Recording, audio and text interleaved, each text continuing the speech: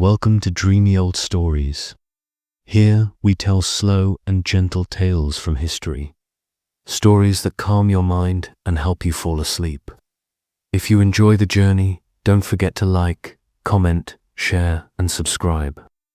Now, let's begin tonight's dreamy story.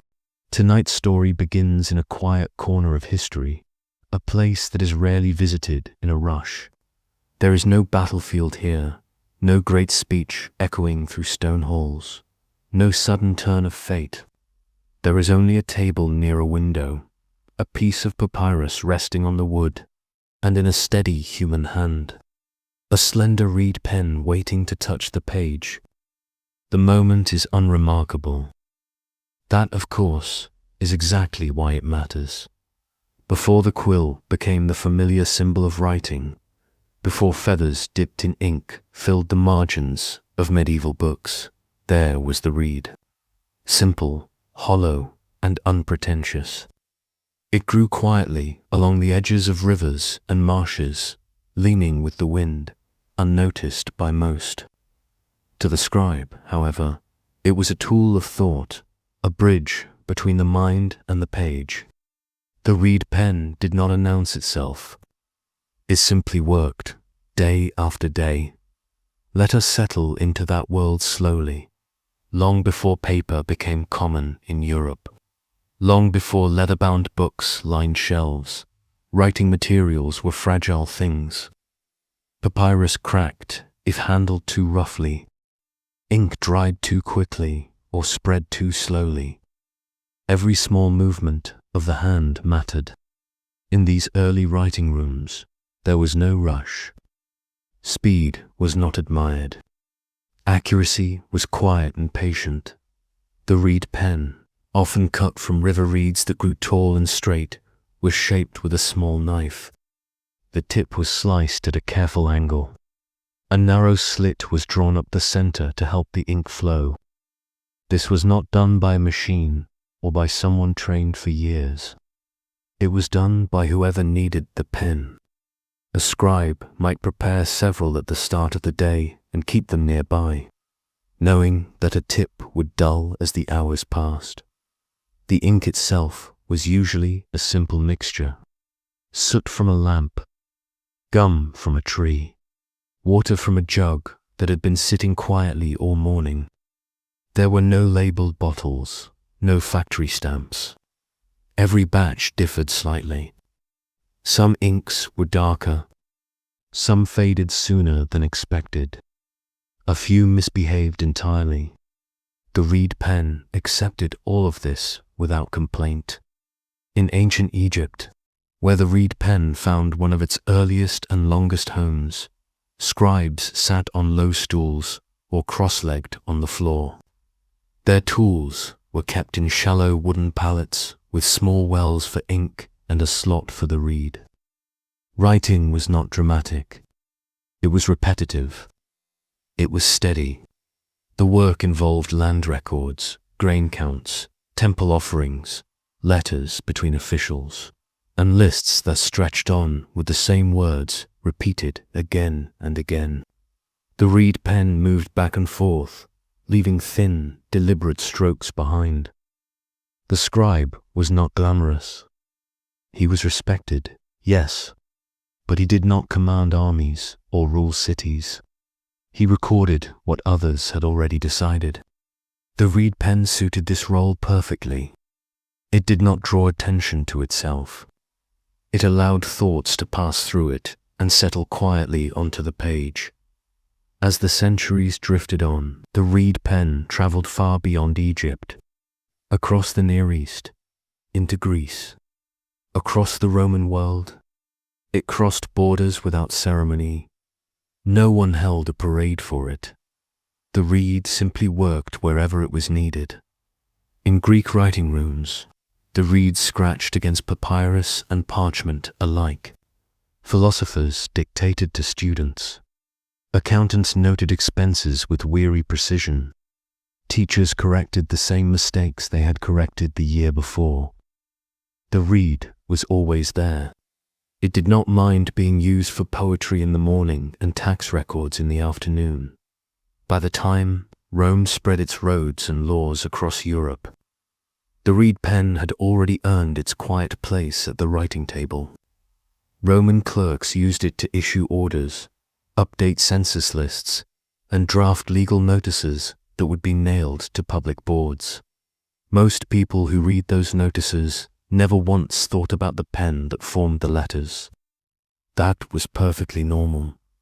It is important to understand that the reed pen did not feel temporary at the time. No one was waiting eagerly for its replacement. It was not seen as an early draft of something better. It was simply the tool that existed, and like most everyday tools, it blended into the background of life. Reed pens had their limits, of course.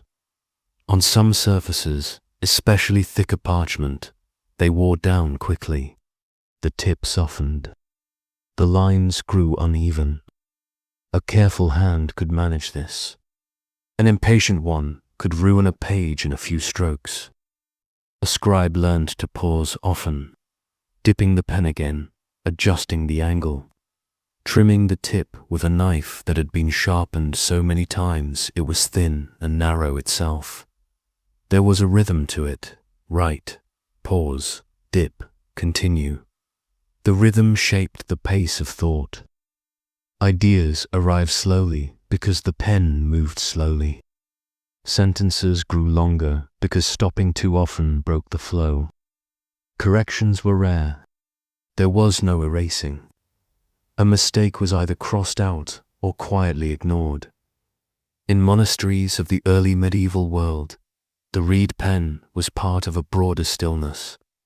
Monks worked in silence or near silence, copying texts that had already been copied many times before. Their goal was not originality. It was preservation. The same prayers, the same commentaries, the same margins filled with careful notes. Light filtered in through narrow windows. Dust moved gently in the air. The scratch of the reed against parchment was sometimes the only sound in the room. It was a sound so constant that it faded into nothing after a while.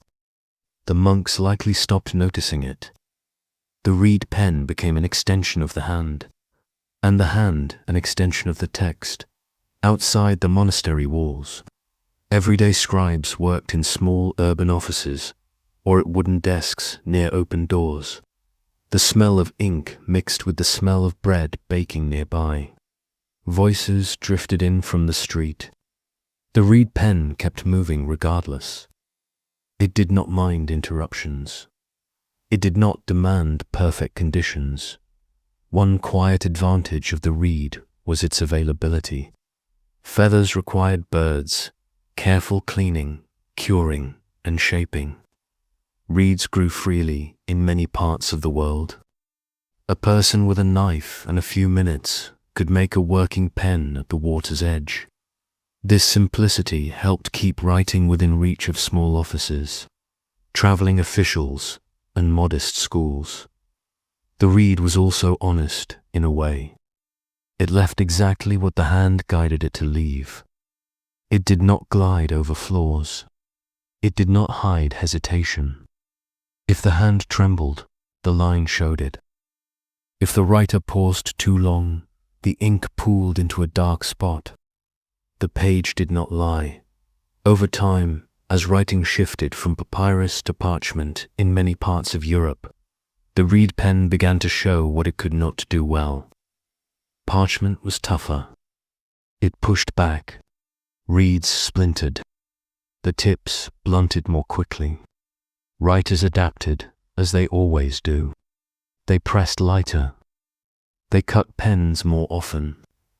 They accepted uneven lines as part of the texture of the work, and still, the quill did not yet rule the desk. For a long while, reed and feather existed side by side. In some regions, the reed lingered for centuries after the quill appeared. Old habits softened slowly. A scribe trained with reeds often preferred their familiar resistance. The quill felt too flexible at first, too eager to bend. The reed felt solid, predictable, plain. There was no announcement of transition. No clear date when one tool stepped aside and the other took over. In some scriptoria, the switch happened within a generation. In others, it took far longer. Tools do not change the world in sudden jumps. They fade in and out quietly. Reeds continued to serve in the Islamic world long after quills became popular in parts of Europe. The kalam, a refined reed pen, became an art form of its own. Calligraphers shaped them with precision, cutting the tips at exact angles to control the thickness and rhythm of their strokes. In skilled hands, the reed was anything but crude. It produced letters that flowed like water and stood with calm authority on the page. Even here, there was no rush. Mastery came slowly. Students practiced for years before their work was considered worthy of copying sacred texts. Their early pages were filled with uneven lines, over-inked curves, and hesitant strokes. The reed recorded every stage of learning with quiet honesty back in Europe. Toward the later medieval period, the quill's advantages slowly became harder to ignore. It lasted longer on parchment. It held ink differently. It could produce finer lines with less effort. Over time, more writers adopted it, not because the reed was suddenly bad, but because the quill simply made certain tasks easier. Yet the reed did not vanish overnight. In some record offices, old reed pens lingered in drawers. In certain rural schools, they were still used because they were easy to make and replace. Even as technology shifted forward by small degrees, the reed remained close at hand, ready to work as it always had. When we imagined the past, we often picture moments of change as bright and decisive. In truth, most transitions are slow, uneven, and barely noticed by the people living through them. The decline of the reed pen was one such transition. It unfolded across decades. In some places, across centuries. What matters most is not which tool replaced it, but how long it served without fanfare. The reed pen carried treaties and receipts, prayers and gossip, ledgers and lessons. It shaped the letters of people who never expected history to remember their names. It worked in rooms that would never appear in paintings. It moved across pages that have long since turned to dust, and perhaps that is why it fits so well into a boring history. There is something quietly comforting about a tool that exists simply to pass along information. It does not boast. It does not try to impress. It accepts ink and releases meaning. Then it wears down and is replaced without ceremony. The reed still writes. It rests where we left it, beside the inkwell, slightly softened at the tip, shaped by hours of quiet contact with parchment. The scribe returns to his seat without ceremony. He adjusts the page with a careful movement, not to wrinkle it, not to waste what took effort to prepare. The room has not changed. The light still moves slowly across the stone floor. The township outside still breathes at its own unhurried pace. Nothing announces that time is passing. It simply does. The work before him is ordinary. It is a copy of a copy of a copy. A text that has made this same small journey countless times, from hand to hand, from desk to desk. Each time it is written, it is viewed as new. Each time it is finished, it becomes old again almost immediately. The reed pen does not know this. It only knows that it is lifted, dipped, and pressed forward in measured strokes. In the wider world, generations are passing just as quietly as these words. A child is born somewhere near the river that grew the reeds used for this very pen. Another scribe grows older. A teacher corrects the hand of a student who presses too hard and splits the tip. A clerk discards a worn reed and cuts another without thinking much about it. The work continues with very little comment. For most of history, writing was not considered something remarkable. It was important, yes, but not glamorous. It was necessary in the same dull way that walls and roofs were necessary.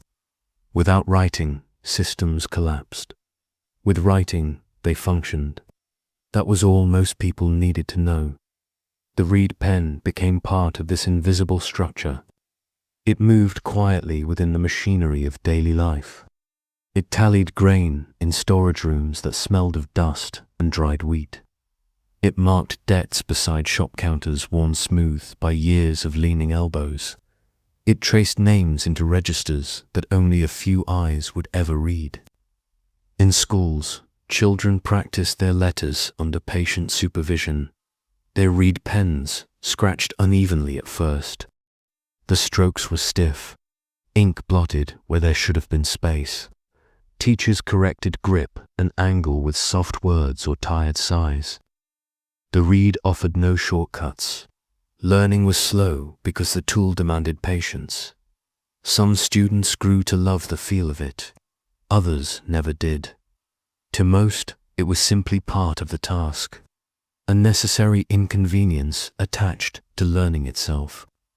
They would use it for years and then, in some cases, leave writing behind, entirely to take up quieter trades that required fewer marks on parchment in distant scriptoria and modest urban offices alike. The sound of reeds moving across writing surfaces became part of the background of civilization. It was not loud enough to disturb conversation. It was not soft enough to vanish completely. It existed somewhere in the middle, steady and forgettable. That is where it belonged. As trade expanded and cities grew more complex, the volume of writing increased. More records, more accounts, more agreements written and rewritten in careful hands. The demand for pens rose, and reeds continued to meet that demand without complaint. They did not grow expensive. They did not require far-off supply lines. They grew where water gathered in slow and quiet abundance. Even the shaping of a reed carried a kind of meditative patience. The scribe selected one that felt straight between the fingers. The outer surface was smoothed. The tip was cut. A narrow slit guided with steady pressure. There was no rush to complete this step. A poorly cut pen would only delay the work later. Care at the beginning saved time in the end. Some scribes took pride in shaping their pens perfectly. Others were less concerned with elegance. Their pens worked well enough. Good enough was usually enough. Ink recipes changed from place to place and from century to century. But the reed adjusted to all of them. Thick ink, thin ink, dark ink made from lamp soot, brownish ink made from plant matter, iron-based inks that slowly ate into the page over decades. The reed served all without discrimination. Through all of this, another tool waited in the wings. Feathers were already everywhere. Birds filled the skies. Geese wandered the edges of fields and streams. Their feathers were light, flexible, and plentiful. They had not yet claimed the writing desk as their domain. But they were already near Dot. At first, the feather was little more than an occasional experiment. Someone cut one into shape and tried it. Someone else dismissed it as too soft, too changeable. The reed felt more predictable. What bent could not be trusted. What bent might fail at the wrong moment. And so the reed retained its place, not through superiority, but through familiarity in certain regions, especially where parchment replaced papyrus more completely. The limitations of the reed became harder to ignore. It wore down too quickly under the tougher surface. The lines it produced were sometimes uneven. The hand grew tired sooner. A tool that had been sufficient in one age began to seem slightly inconvenient in the next. But inconvenience alone rarely brings immediate change. For many scribes, the reed was not merely a tool. It was the shape of their working life. To replace it meant relearning habits formed over years. It meant trusting a different balance between hand and page. It meant uncertainty, and uncertainty was rarely welcomed into the disciplined stillness of writing rooms. So the reed lingered. In some places, it lingered proudly. In Islamic calligraphy, the refined reed pen became something close to sacred. It was not just a writing instrument. It was a means of shaping beauty according to strict proportions and spiritual meaning. The precise cut of the tip mattered. The angle determined the personality of the script. Students trained for years under masters who corrected the slightest flaw in stroke weight or curve. Here, the reed was not outdated. It was elevated. The quill, so successful elsewhere, did not easily displace it in these traditions. The feather bent too much. The reed offered control. The reed offered authority. Even subtle resistance mattered. Meanwhile, in Northern Europe, the quill slowly gained ground in scribal workshops. Its flexibility allowed for smoother motion on parchment. It held ink in a way that suited the scripts evolving at the time. Its tip could be reshaped many times before it was finally discarded. For many scribes, it simply made long days slightly easier. But even here, reed pens remained in drawers. They were not ceremonial tools to be hung on walls. They were utilitarian objects that survived as long as they remained useful. When a reed worked well enough, there was no reason to replace it merely for fashion. The passage of tools from one age to another does not follow official decrees. It follows habits, supply, comfort, and the slow shifting of preference. It moves at the pace of ordinary people making ordinary choices. A scribe tries a quill and likes it. His apprentice keeps using a reed because that is what he knows. Another scribe switches only when his last good reed finally splits. No one marks the date by the late medieval period. The balance had started to tip more clearly toward the quill in much of Europe. But even then, the transition was not complete. In some regions, the reed continued as a teaching tool. In others, it remained a backup instrument. In still others, it simply refused to disappear altogether. The reed pen had shaped centuries of thought before the quill ever became common. It had traced religious law, poetry, medical instruction, astronomical observation, and legal codes. It had written in royal courts and in small village schools. It had served emperors and anonymous clerks equally, and yet it left almost no signature of its own behind. We do not find monuments to reed pens. We do not read epic stories about their invention or decline. We find, instead, their work quietly hiding in the margins of surviving documents, slightly rough strokes, uneven thickness, a hint of resistance in the line. The hand of the tool is subtle, but it is there.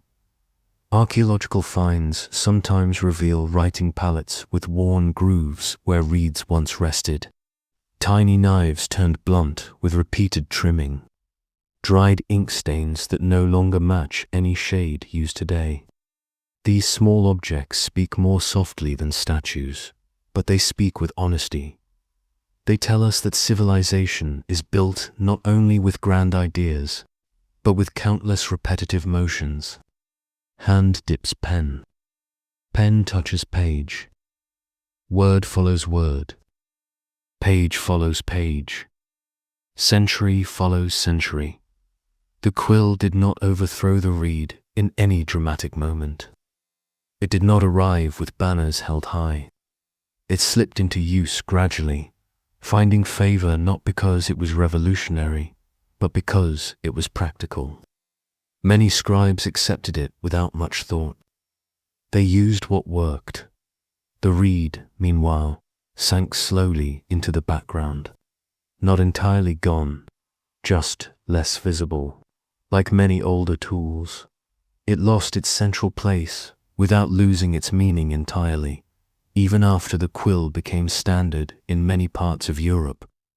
The reed carried on elsewhere, in parts of Asia, in the Islamic world, in classrooms and workshops where tradition moved at its own pace. Writing is not one single story. It is many layered histories unfolding at different speeds. Imagine a student in one region cutting his first reed pen while at the same time a scribe elsewhere shapes his first quill. Both believe they are simply learning to write. Neither believes they stand at a border between ages. They aren't. The border moves later, quietly, when no one is watching.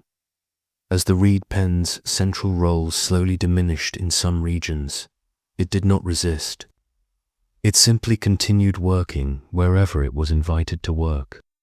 That is the nature of simple tools. They have no pride to defend, and even in places where the quill became dominant, the memory of the reed did not vanish completely. Writing masters still spoke of earlier practices. Old manuscripts remained in circulation, their slightly rough lines reminding later readers that another tool had once shaped their letters. Time moved forward. Scripts evolved. Hands changed. Materials changed. The reed slowly found itself less often in the center of the writing desk and more often resting off to the side. A spare instrument, a quiet companion, and yet, even in this quiet retreat, the reed had already done its work. It had held the weight of early administration. It had transmitted sacred words across cultures. It had bridged oral tradition and written memory across entire civilizations. It had taken what was spoken and given it a shape that outlived the speaker, all without insisting on being remembered. The quill sits closer to the center of the table than it once did. The reed rests nearby, still capable, still familiar, no longer alone. The transition is not complete. It is not urgent. It is simply happening, one ordinary choice at a time. Let us leave both tools here together for a moment. Feather and reed, old and new sharing the same quiet surface. It always is. The reed rests just to the left of the inkwell now. The quill rests just to the right. Neither moves unless a hand chooses one. This balance, so quiet and unremarkable, defines an entire era without ever announcing itself. The scribe returns again. He does not stop to consider history. He does not weigh the symbolic meaning of his choice. He simply reaches for what feels right in that moment. Some days it is the reed. Some days it is the quill. Habit, mood, and the condition of the tools decide more than philosophy ever could. In many workshops, the quill's presence grows steadily. It glides over parchment with a kind of softness the reed never provided. Long strokes feel easier. The hand grows a little less tired by the end of the day. These small comforts matter more than most theories of progress. They accumulate quietly. Still, the reed is not yet a relic. It continues to be cut beside rivers. It continues to be taught in schools that have not changed their exercises in generations. In some places, teachers prefer it because it teaches control. The rigid structure forces the hand to learn discipline before it learns elegance. Students, of course, complain in the same quiet way students always have. The reed scratches. The ink blots. The tip splits at the worst possible moment. Their letters look uneven. Their margins grow messy. They wonder why they cannot use the softer feather like the older students in the advanced room. The answer is simple and unsatisfying, because this is how it has always been done here. The use of the reed continues, not because it is perfect, but because it is familiar. Outside the classroom, the broader writing world grows busier. Trade expands. Cities thicken with paperwork. Kings issue more charters. Merchants keep more ledgers. Monasteries copy more texts. Writing becomes more widespread, not loud, not dramatic, but constant. And wherever writing multiplies, tools multiply as well. The quill becomes easier to find. The goose becomes an unremarkable supplier of writing instruments. Feathers are cured in quiet workshops. They are slit, sharpened, sorted. Baskets of them move through markets without attracting attention. No one stops to announce that this feather would one day push aside the reed. It is just another item for sale. Yet the reed still holds a certain quiet authority in places where tradition binds more tightly than comfort. In the Islamic world, calligraphers continue to favor the reed for its controlled resistance. The quill feels too springy. The reed responds with clarity. Every slight movement of the hand translates honestly into line weight. This honesty matters deeply in scripts where proportion carries meaning. Masters correct students not only on posture and form, but on how the reed is cut. The angle of the tip, the width of the slit, the firmness of the reed's body. Each subtle detail shapes the character of the writing more than the student first realizes. A poorly cut pen can distort letters for an entire page. A well-cut one can make even a beginner's hand look calm. Here, the reed does not fade. It settles into refinement. Elsewhere, especially in colder northern regions where reeds are less plentiful, the quill becomes dominant more quickly. Availability shapes habit as much as preference ever could. Where water reeds are rare, feathers fill the gap. Where feathers are easier to gather than collyrium ink, feathers naturally take the lead. This uneven spread of tools creates a patchwork of traditions. In one region, a scribe would feel awkward holding a reed. In another, the quill would seem unstable. Travelers notice these differences in passing, but rarely reflect on them deeply. They observe the script, not the instrument that forms it. In workshops where both tools coexist, subtle patterns emerge. The quill often handles long stretches of continuous writing. The reed appears for headings, margins, or older-style scripts that demand firmer strokes. The desk becomes a quiet compromise between old and new. No one argues about it. Tools rarely inspire debate, unless they fail dramatically. The reed does not fail. It simply grows less convenient in certain tasks. An inconvenience works quietly. It persuades without raising its voice, by now, in many writing rooms. Apprentices begin their training with quills rather than reeds. Not everywhere, not all at once, but often enough that the balance quietly begins to shift. The old teachers still know how to cut reeds, but they demonstrate feather shaping more often. Their hands remember both. The reed is slowly moving from default to optional. In some households, especially where writing is occasional rather than professional, reeds remain practical. Farm records, family debts, letters sent only once a year. In these modest contexts, the reed is more than sufficient. It asks for nothing exotic. A nearby river, a knife, ink made from soot and patience. The quill, in contrast, requires access to cured feathers and slightly more specialized cutting. For a farmer who writes only once a season, the reed is easier, and so it stays. From the perspective of time, this division is almost invisible. Tools serve their conditions. The reed has not been defeated. It has simply found its comfortable corners. Through all of this quiet overlap, writing itself continues its steady work. Laws copy themselves into new generations. Religious texts travel farther than their authors ever expected.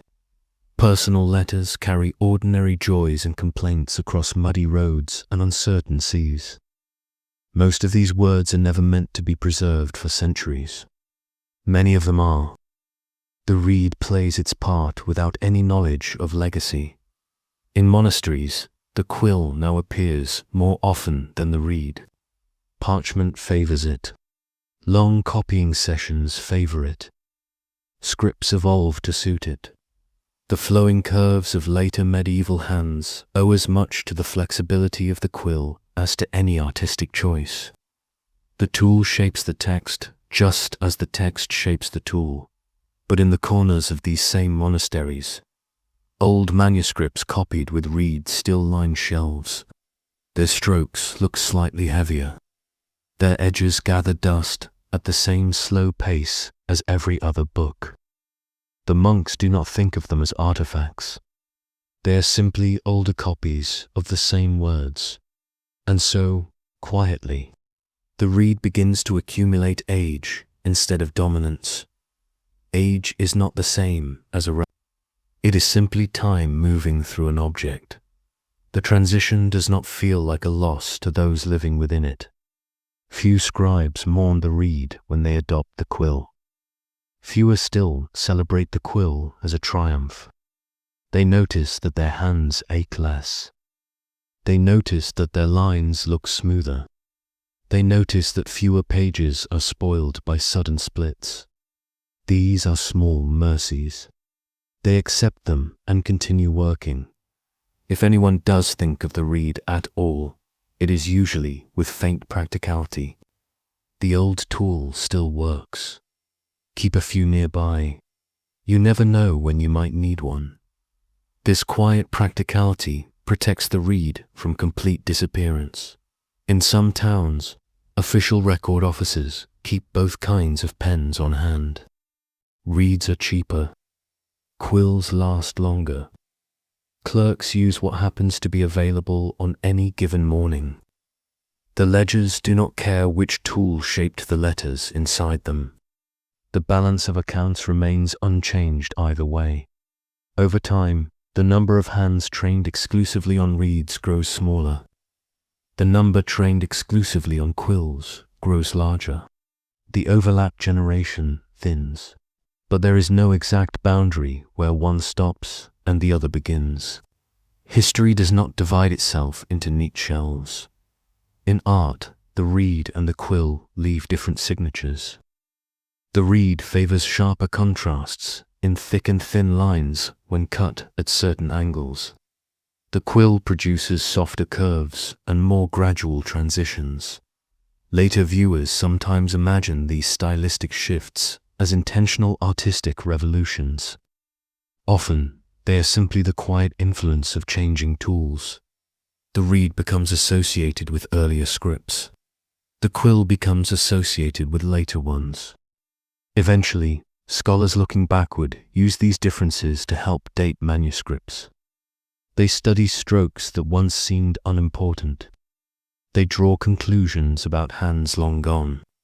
The reed speaks through shape rather than through words, and yet all of this analysis belongs to a future that the reed itself never anticipates. The reed only knows the pressure of the hand, the flow of ink, the slow resistance of the surface beneath it. It does not sense that its time at the center is passing. It does not grow sentimental. It simply functions when invited. This is perhaps the quietest truth of all. Tools do not experience obsolescence as loss. They merely become less used. The writing desk looks slightly different than before. The quill is now the first tool the hand reaches for in many rooms. The reed still waits, no longer central, but still present. Dust gathers equally on both when the desk is empty. No announcement has been made. No farewell has been spoken. The reed has simply slid a little farther to the side. When we return, we will move deeper into the period where the quill becomes firmly established in much of Europe, and where the reed settles more fully into tradition, teaching, and specialized use. For now, both rest together in the same stillness, and the slow work of writing continues, patient as ever. The desk is a little quieter now, not because anyone has left, but because the movements have grown more familiar. The hand reaches for the quill more often than it once did. The reed still lies nearby, but it is chosen less frequently, like an older road that is still open, still passable, but no longer the main path people take. Time has moved forward without asking permission. In many parts of Europe, the quill has now become the usual tool for long-form writing. Scribes no longer think of it as new. They think of it simply as a pen. Apprentices learn its balance early. They become accustomed to its flexibility. They shape its tip without feeling that they are stepping away from tradition. For them, this is tradition. The reed watches all of this in silence. In monasteries, rows of desks are now dotted mostly with feathers rather than reeds. The copying continues, as it always has. Psalms follow psalms. Commentaries follow commentaries. The discipline remains unchanged. The only difference is the feel of the tool against the page. The quill bends slightly with pressure. The reed would have resisted. The text looks a little different as a result. The change is subtle. It is not meant to be noticed. In these rooms, no one speaks of the reed as abandoned. It simply does not come up often anymore. When it does, it is usually in passing. Someone mentions that the older copy on the shelf was written with reeds. Another notes that the strokes look heavier. The observation goes no further than that dot. Outside monastery walls, writing has become more common than it once was.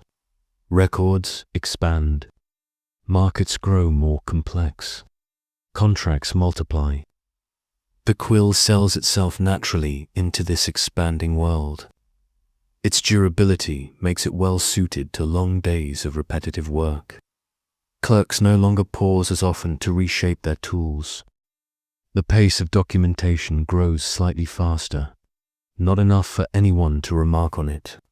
Enough to change the rhythm of work. Meanwhile, the reed continues to thrive in places shaped less by pace than by preservation. In the Islamic world, the reed remains central. Calligraphers still cut their pens with care that borders on reverence. They examine the grain of the reed. They test its firmness. They shape the nib according to strict traditions passed down through teachers who learned from teachers before them. The quill is still known. It is still used in practical contexts. But in artistic and sacred writing, the reed remains the voice of authority. Here, the reed does not become old-fashioned. It becomes refined. Students practice endlessly on scrap pages before their work is considered worthy of lasting surfaces. Their first attempts are stiff and uneven. Over time, with slow repetition, their strokes grow steady. Their curves soften. The reed ceases to feel rigid and begins to feel precise. What once seemed like resistance becomes guidance. The reed, in these traditions, teaches patience more than speed. In other regions, the reed gradually finds its place in environments where cost matters more than endurance. Rural schools, small parish offices, traveling clerks who carry little more than ink, a knife, and a few loose sheets. Here, the reed remains practical. It can be replaced almost anywhere. The quill, while common, is not always close at hand. In these modest settings, the reed does not feel like a remnant of the past. It feels like the present. Children still learn with it. They still press too hard. They still split tips and stain their fingers with ink. Teachers still sigh with the same tired softness that teachers always have. The rhythm of instruction does not change simply because another tool exists elsewhere. Writing, after all, is larger than any one instrument, and yet, slowly, quietly, the reed's presence in the broader cultural imagination begins to thin. Illustrations of scribes more often show quills. Symbolic representations of learning favor feathers. Over time, the image of the quill begins to stand in for writing itself. The reed slips into the background of memory. This is not the same as disappearance. It is a shift in what people picture when they think of the act. The reed continues to work in the shadows of that changing image. In archives, old documents written with reed's age alongside those written with quills. Ink fades, pages darken, edges soften. The difference between tools becomes harder to see unless one looks closely, and most people do not. Books pass from generation to generation. Readers care about the words more than the strokes that formed them. The reed helped carry those words forward just as faithfully as the quill that followed it. From the perspective of meaning, there is no hierarchy between them, but from the perspective of habit, the center has shifted. By now, fewer and fewer craftsmen specialize in cutting reed pens for writing. Those who do are often tied to specific traditions or regions. Their knowledge narrows in scope but deepens in precision. They choose reeds at certain times of year. They dry them carefully. They store them in controlled conditions. What was once simple becomes specialized. This is a familiar pattern. As a tool moves from general use to particular use, its care becomes more exact at the same time. The everyday reed pen becomes something different. It becomes a substitute, a fallback, a tool used when the preferred one is unavailable. This change is not engineered. It simply unfolds. In some towns, old craftsmen who once supplied reeds for writing now turn their attention to other uses. Reeds still serve many purposes: baskets, mats, musical instruments, fencing, roofing. Writing becomes one function, among many, rather than the defining one. The reed does not lose usefulness. It loses exclusivity. And yet, even as the quill takes its place at most writing desks, the world does not feel transformed. People still argue over debts. They still record births and deaths. They still send letters that arrive late or not at all. The tool shifts, but daily life remains stubbornly familiar. This is the strange truth of technological change at this quiet scale. It alters textures more than structures. It smooths edges without reshaping the whole. The reeds retreat from the center of writing. Culture is gentle enough that no single day marks the difference. One year, a scribe keeps more quills than reeds in his drawer. The next year, none at all. No ceremony attends that moment. It is simply inventory. Somewhere in a schoolroom, a teacher keeps a bundle of reeds out of habit, even though most students use quills. The bundle dries, unused. Eventually, it is thrown away. The teacher does not think of this as history. It is cleaning in sacred writing, however. The reed's role continues without interruption in certain traditions. Here, time moves differently. Change arrives only when it proves itself faithful to the old rhythms. The quill never fully displaces the reed in these settings. It becomes an outsider that may assist but does not replace. This contrast between regions, between uses, between meanings, reminds us that no tool follows a single story. The reed does not experience one universal decline. It experiences many local transformations.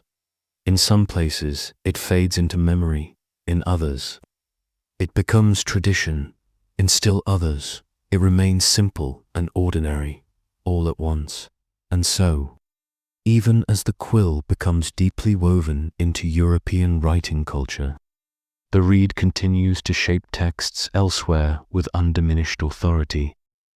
Two tools now carry the same human urge to record, to preserve, to communicate. Neither is aware of the philosophical labels later generations will attach to them. They only know the steady pressure of hands. The writing desk has changed again, but not in any dramatic way. The quill now sits clearly in the center. The reed rests farther off to the side, not forgotten, simply less chosen. The inkwell remains unchanged. The page remains waiting, and somewhere beyond the walls of this room, reeds still grow quietly along the water, unaware that their role in the story of writing has shifted, yet not ended. When we return, we will move into the period where the quill becomes not just common, but expected, and where the reed begins to live more fully as memory, art, and quiet tradition rather than everyday necessity. For now, both still exist within the same calm span of time. The desk remains, the tools remain, and the slow, patient work of writing continues. The quill is now expected, not everywhere, not in every room, not in every hand, but often enough that its presence no longer feels like a choice. It feels like the default. A scribe enters his workspace. He sits, he reaches forward. The feather is already there. The reed is not gone, but it is no longer the first thing the hand encounters. Expectation is a quiet force. It shifts behavior without asking for attention. In many European writing rooms, the tools on the desk now reflect a settled habit. A small bundle of trimmed quills, a knife for reshaping their tips, an inkwell positioned just so. The tools arrange themselves around the quill naturally, as if they had always belonged that way. The reed, if present at all, lies in a separate place. A drawer, a shelf, a corner. No one has announced this arrangement. It has arrived without debate. The routines of writing continue unchanged on the surface. The copying, the accounting, the teaching, the letters sent and received. But subtler rhythms have shifted underneath. The hand pauses less often. The nib wears down more slowly. The flow of writing grows slightly more continuous. Not faster in any dramatic sense, just smoother to the people doing the work. This feels small and practical. To history, it is a meaningful drift. The reed now carries with it a faint sense of being from another time, though no one would use such language aloud. It is still useful, still functional, but it no longer defines the act. This is often the fate of long-serving tools. They become background to their replacements before they disappear altogether. In teaching, this shift is now visible. Younger students in many towns begin their training with quills rather than reeds. The sensation in the hand is different from the start. The pressure required is lighter. The learning curve bends in a slightly different way. Their early letters grow rounder more quickly. Their margins stay cleaner. Their teachers quietly appreciate the reduced mess. A few older instructors still prefer the reed for beginners. They say it builds discipline. They say it teaches respect for the surface. They say it reveals mistakes more honestly. All of this may be true. Still, the quill continues to spread, and so a generation grows up for whom the reed is not the first memory of writing. They may still encounter it in old books, in certain special lessons, in distant regions, but it does not shape their earliest habits. It becomes something learned later, if at all. This difference matters. Early tools leave deep impressions. In monasteries, the quill has now fully settled into the role of standard instrument for daily copying. The reed appears mainly in older manuscripts, preserved on shelves. The monks notice the shift only as one notices the changing quality of daylight across seasons. It is there, but it does not demand attention. There are moments when the reed re-enters the monk's hand, when a particular style of script is required, when an old text must be copied in a way that feels faithful to its original form. In these cases, the reed is chosen deliberately, with awareness. It is no longer automatic. Deliberate use carries a different meaning than habitual use. The reed, slowly, quietly, is becoming a specialized tool outside religious settings. The reed persists in other pockets of life, in small rural offices where supplies arrive irregularly, in traveling schools, in distant trading posts far from feather merchants, in places where tradition moves at a slower pace because urgency itself is slower. Here the reed is not nostalgic. It is simply present. A town clerk in such a place cuts reeds beside the river a few times a year. He dries them carefully. He keeps them bundled in his cupboard. He knows how many pages each one will likely serve before it dulls. His habits have not changed much in decades. The wider world may favor quills now. That knowledge does not trouble him. This quiet coexistence continues across regions and occupations. In artistic contexts beyond Islamic calligraphy, the reed also retains a subtle influence. Some European artists experiment with it for its rougher lines. They discover that its resistance creates textures the quill does not naturally offer. These artists are few. Their experiments are quiet. No movement forms around their choice. Still, the reed leaves faint marks in unexpected places in scholarship.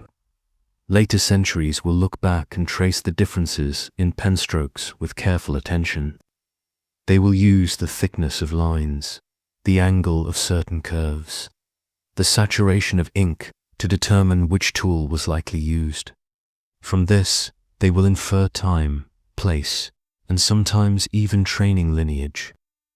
The reed will speak again through these analyses, long after its everyday voice has softened, and the time.